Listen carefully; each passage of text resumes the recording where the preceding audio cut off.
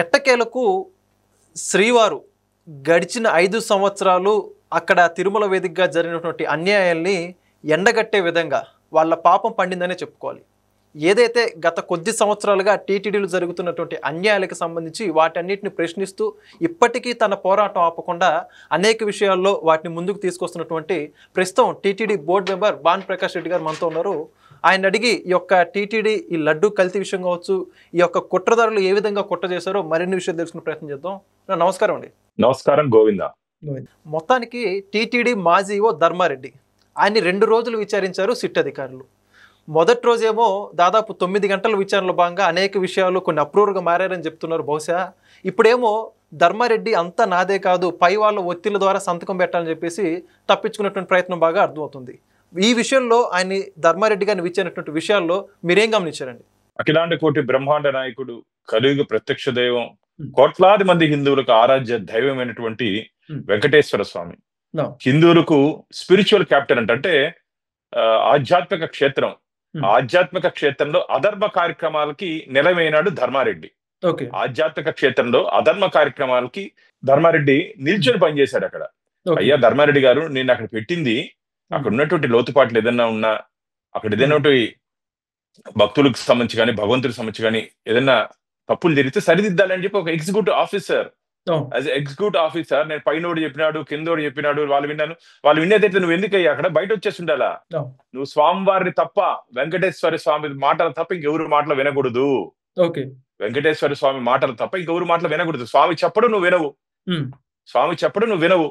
అలాంటప్పుడు నువ్వు పయ్యోడు చెప్పినాడు, వీరి చెప్పినాడు, ఇది పనికిరాని మాటలు మాట్లాడి ఈ భక్తుల మనోభావాలు ఇంకా బాధ పెట్టే విధంగా వివరించద్దు ధర్మారెడ్డి గారు. మీరు దాదాపు మీరు గతంలో 7 సంవత్సరాలు 8 సంవత్సరాలు పనిచేస్తారు జాయింట్ ఎగ్జిక్యూటివ్ ఆఫీసర్ గా తిరుమలలో. మీకు అనుభవం ఉంది, మీకు అనుభవం ఉంది. ఆ అనుభవంతో ఇంకా మంచి చేయాల్సింది పోయి ఇక్కడ జరుగుతుంటే కల్తీ నెయ్యి వ్యవహారం గానీ, పరకామ నెయ్యి వ్యవహారంలో గానీ పూర్తిగా మీకున్నటువంటి అధికారాన్ని ధార్మిక క్షేత్రంలో అధికార పార్టీ కోసం, మళ్ళీ చెప్తాను, అప్పుడుంటే అధికార పార్టీ కోసం, వైసీపీ కోసం మీరు దారాదత్తం చేశారు. ధార్మిక క్షేత్రాన్ని ధనార్జన క్షేత్రంగా మార్చుకుంటున్న వైసీపీని ఎందుకు అడ్డుకోలేకపోయారు మీరు? మీ బాధ్యత ఏమి? మీ బాధ్యత ఏమి? అక్కడ ఉండే ఒక ఎగ్జిక్యూటివ్ ఆఫీసర్ గా, అడిషనల్ ఈవో ఫుల్ చార్జ్ గా మీరు అక్కడ ఉండి చేయాల్సింది ఏందయ్యా? మనకు స్వామివారికి కాపలాదారులు ఒక ఈవో గాని, అడిషనల్ ఈవో గాని, జేఈఓ గాని, ధర్మకర్తల మండలి, మేమంతా స్వామివారికి కాపలాదారులు, మేమంతా కస్టోడియన్స్. ఇది హోదా కాదు, ధర్మారెడ్డి కాదు, బాధ్యత. తిరుమల తిరుపతి దేవస్థానంలో స్వామివారి దగ్గర పనిచేసే ప్రతి అటెండర్ దగ్గర నుంచి ఈవో వరకు మనందరి బాధ్యత స్వామివారికి ఎటువంటి అపచారం జరగకుండా, స్వామివారి నిధులు దుర్వినియోగం కాకుండా, భక్తులు ఎటువంటి ఇబ్బంది పడకుండా చూసుకోవాల బాధ్యత స్వామివారు మనకిచ్చారు. ఇన్ని కోట్ల మందిలో 100 కోట్ల మంది హిందువుల్లో మనల్నే ఎంపిక చేసుకుని స్వామివారి బాధ్యత ఇచ్చారంటే ఎంత ఖచ్చితంగా పనిచేయాలి. కాబట్టి వీళ్ళందరినీ స్వామివారు వదలడన్నా. మీకు వెంకటేశ్వర స్వామి ఉగ్ర నరసింహుడయ్యాడు. ఈ రోజు వెంకటేశ్వర స్వామి ఉగ్ర నరసింహుడయ్యాడు. తన గోర్లతో ఏ విధంగా ఆ రోజు హిరణ్యకశిపుణ్ణి చీల్చారో ఆ విధంగా రాబో రోజుల్లో వెంకటేశ్వర స్వామి సొత్తు మీద కన్నేసిన వాడిని గాని, వెంకటేశ్వర స్వామి క్షేత్ర పట్ల అక్కడ క్షేత్ర పవిత్రతను దెబ్బతీసే విధంగా వ్యవహరించిన వ్యక్తుల మీద గాని రాబో రోజుల్లో గతంలో ఏం జరిగింది తెలుసు. వెంకటేశ్వర స్వామిని అడ్డం పెట్టుకొని వెంకటేశ్వర స్వామి పట్ల ఏదన్నా మాట్లాడితే ఏం జరిగిందో చరిత్ర చెప్తా ఉంది. శ్రీవారి భక్తులందరికీ తెలుసు, నేను చెప్పనాల్సిన అవసరం లేదు. అదే విధంగా రాబో రోజుల్లో ఎవరు తప్పించుకునే ఈ పాపాల భైరవులు ఎవరు తప్పించుకునే అవకాశమే లేదు. కల్తీ నెయ్యి నుంచి పరకామని పంపకాల వరకు, కల్తీ నెయ్యి నుంచి పరకామని పంపకాల వరకు ఎవరెవరు పాత్రదారులు, సూత్రధారులు, లబ్ధిదారులు ఉన్నారో అందరినీ వడ్డీ కాసుల వాడు, మన వెంకటేశ్వర స్వామికి ఇంకో పేరు కూడా ఉంది, వడ్డీ కాసుల వాడు అంటాడు. వడ్డీతో పాటు చెల్లిస్తాడు. వడ్డీతో పాటు ఇప్పుడు కొట్టేసిన డబ్బుని గాని, దోచుకున్న డబ్బును గాని మొత్తం వడ్డీతో పాటు తన ఖజానాలోకి ఏపించుకుంటాడని మీరు చూడండి. తొందరలో ఆయన వదిలే ప్రసక్తే లేదు. అది వెంకటేశ్వర మహిమ. ఈ చేత్తో చేస్తే ఈ చేత్తో అనుభవించాలి. ఆయన ఏదో ముద్దుగా కొండకి పోతే ఆయన ఈరోజు తెల్లారితో కూడా నేను చూసి వచ్చాను స్వామివారి నేత్ర దర్శనం రోజు. చాలా ముద్దుగా నవ్వుతా కనపడ్డాడు. ఆ చిరునవ్వు వెనకాల చాలా ఉంటుంది అన్న ఆయనకి. చిరునవ్వు ఉంటుంది, అనుగ్రహం ఉంటుంది, ఆగ్రహం ఉంటుంది. ఆగ్రహం ఎవరు తట్టుకోలేరు. అభయహస్తంతో స్వామిని కొలిస్తే ఆయన అభయం ఇస్తాడు.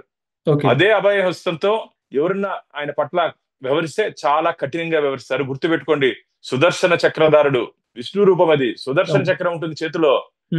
చూసారు కాబట్టి నేనంటే అందరినీ ఏదో బెదిరిస్తానని కాదు, అందరినీ హెచ్చరిస్తున్నాను. స్వామివారి జోలికి ఎవరు రావద్దండి, స్వామివారి జోలికి రావద్దండి, వస్తే మాడి మసైపోతారని చెప్పి మీ ద్వారా స్వామి ద్రోహులందరినీ తీవ్రంగా హెచ్చరిస్తున్నా. అక్కడ ఇంకొక విషయం ఏంటంటే, గతంలో చూసుకుంటే ఆ టీటీడీలో అన్ని అన్యాయాలు చేసి కూడా ఇప్పుడు కూటమి ప్రభుత్వం అధికారంలోకి వచ్చిన వెంటనే ఒక్కొక్క విషయాలు మీలాంటి శ్రీవారి సేవకుల ద్వారా బయటకు వస్తే మనందరూ కూడా తెలిసిన విషయం. టీటీడీలు ఇప్పుడు మాత్రం రాజకీయాలకు వేదికగా చేసుకుంటూ కొంత పార్టీ వాళ్ళు మీరు చూసుకుంటే కొండ మీదకి వెళ్ళి గతంలో అఖిలాండం దగ్గర ప్రమాణం చేశారు మాజీ టీటీడీ చైర్మన్ భూమన కరుణాకర్ రెడ్డి గారు కావచ్చు, మళ్ళీ ఇప్పుడు వైవి సుబ్బారెడ్డి గారు.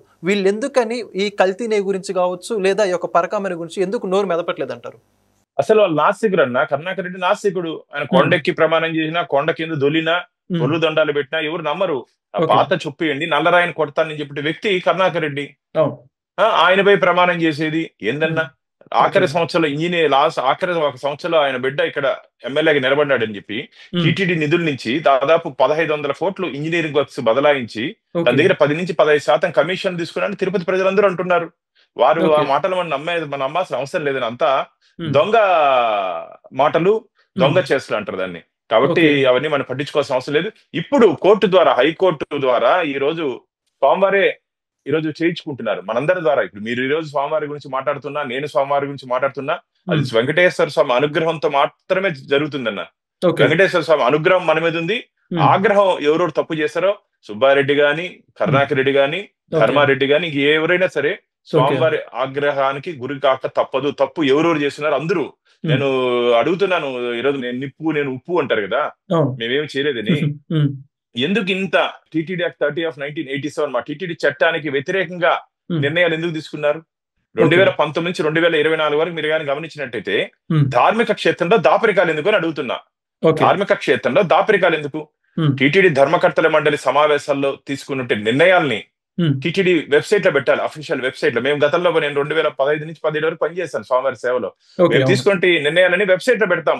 2019 నుంచి 2024 అన్ని అందుకని ధార్మిక క్షేత్రంలో దాపరికాలు ఎందుకు అడుగుతున్నా నేను. దాని వెనకాల చాలా మతలబు ఉందన్న.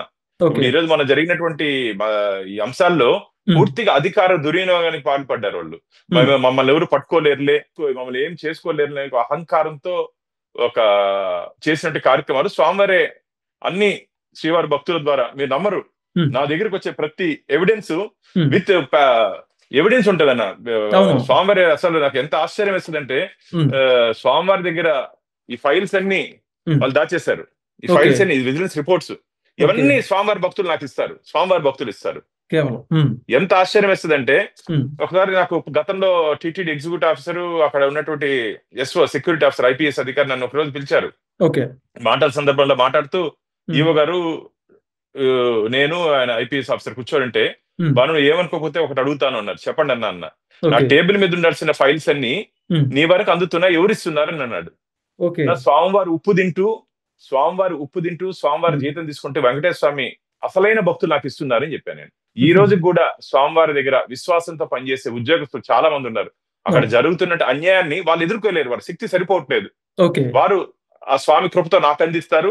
నేను మీలాంటి మీడియా పెద్దల ద్వారా నన్ను భక్తులకు తీసుకుని వెళ్తున్నాను. తీసుకుని వెళ్ళిన తర్వాత ఖచ్చితంగా ఇప్పటి వరకు ఆ స్వామివారి అనుగ్రహంతో నేను చేపట్టినటువంటి అన్ని అంశాలు స్వామివారే గెలిచాడన్న. అన్ని అంశాల్లో నేను దాదాపు 25 సంవత్సరాలుగా పోరాటం చేస్తుంటే అన్ని అంశాల్లో వెంకటేశ్వర స్వామి గెలిచాడు, ధర్మమే గెలిచింది. ఈ రోజు కల్తీ నెయ్యి వ్యవహారం గాని, పరకామణి వ్యవహారంలో గాని మీరు చూడండి, రాబో రోజుల్లో స్వామి గెలుస్తాడు. ఖచ్చితంగా స్వామివారే బహుశా మీ ద్వారా ఆ కార్యక్రమాలన్నీ ప్రజల్లోకి వెలుగు తీసుకొస్తున్నాం అనిపిస్తుందండి. అంతా దేవుడి అనుగ్రహం ఉన్నవన్నీ, దేవుడి అనుగ్రహం అవన్నీ. అయితే చివరిగా మొత్తానికైతే వీళ్ళు హిందూ మతం మీద దాడి చేయాలని కుట్ర అనుకోవచ్చా, లేకపోతే కేవలం డబ్బు మీద ఆశ ద్వారా శ్రీవారిని కూడా వదిలిపెట్టలేదు అంటారా? ద్వంద్వ పరిణామాలు అంటారు కదా. అవును, హిందూ మతం మీద దాడి, తద్వారా ధనార్జన. ధార్మిక క్షేత్రాన్ని ధనార్జన క్షేత్రంగా మార్చుకున్నారు. ధార్మిక క్షేత్రాన్ని ఒక రాజకీయ పునరావాస కేంద్రంగా మార్చుకున్నటువంటి ఘనత జగన్మోహన్ రెడ్డికి మాత్రమే దక్కుతుంది. ఎందుకంటే 2019లో వారు రాష్ట్ర ముఖ్యమంత్రిగా బాధ్యతలు తీసుకున్న తర్వాత టీటీడీ ధర్మకర్తల మండలి మాకున్నటువంటి పరిమితిని పెంచి 81 మందితో వేశాడు. 81 మందితో టీటీడీ బోర్డుని వేశాడు. నేను అత్యున్నత న్యాయస్థానం హైకోర్టుకి వెళ్తే 52 మందిని సస్పెన్షన్ లో పెట్టింది. 52 మందిని, దాంట్లో కరుణాకర్ రెడ్డి కూడా ఉన్నాడు. అప్పుడు నేను సస్పెండ్ చేయించిన వాళ్ళలో కరుణాకర్ రెడ్డి కూడా ఉన్నాడు. నేను మీ ద్వారా ఒకటి అడుగుతున్నా జగన్మోహన్ రెడ్డికి, నువ్వు ధైర్యం ఉంటే వర్క్ బోర్డ్ ఆ విషయాల్లో గానీ, క్రిస్టియన్ మిషనరీ విషయాల్లో గానీ పోయి చేయబెట్టగలవా? అక్కడ ఉంటే నియమ నిబంధనల్ని సడలించి నువ్వు ఏకపక్ష నిర్ణయాలు తీసుకోగలవా? మన దేవస్థానాల మీద మాత్రమే నీ పెత్తనం ఏందయ్యా? ఈ గుడి జోలికి వస్తే మాత్రం వదిలే ప్రసక్తే లేదు. ఎవరైనా సరే ఖబర్దార్, వెంకటేశ్వర స్వామి జోలికి వస్తే అసత్య అబద్ధం ప్రచారాలు రండి. నేను కూడా గతంలో పోరాటం చేసిన వ్యక్తినే. చీటీలో జరిగినటువంటి అవినీతి అన్యాయాల మీద నేను కూడా పోరాటం చేసి కోర్టుకెళ్ళిన వ్యక్తినే. కానీ ఆధారాలతో వెళ్ళాను. ఆధారాలు లేకుండా ఆరోపణలు చేస్తే జరగబో పరిణామాలు మాత్రం చాలా తీవ్రంగా ఉంటాయి. వెంకటేశ్వర స్వామి చూస్తూ ఊరుకునే ప్రసక్తే లేదు. ఇంతకుముందు నేను చెప్పినట్టు వెంకటేశ్వర స్వామి ఉగ్ర నరసింహుడు అయినాడు. ఎవరెవరు ఆయన పట్ల అపచారం చేస్తారో అందరినీ ఏం చేస్తారో రాబో రోజుల్లో మీరే చూస్తారు. ఓకే, మొత్తానికి చాలా చక్కగా చెప్పారన్న ఈ విషయాలకు సంబంధించి. మరింత రానున్న రోజుల్లో ఇలాంటి విషయాలు స్వామి ద్వారా మీరు ఇంకా బయటకు పెట్టాలని, వాటన్నింటిలో విజయం సాధించాలని మనస్ఫూర్తిగా కోరుకుంటున్నాను. Thank you. గోవిందా నారాయణ. ధర్మో రక్షిత రక్షిత. Please subscribe to Leo News for more videos.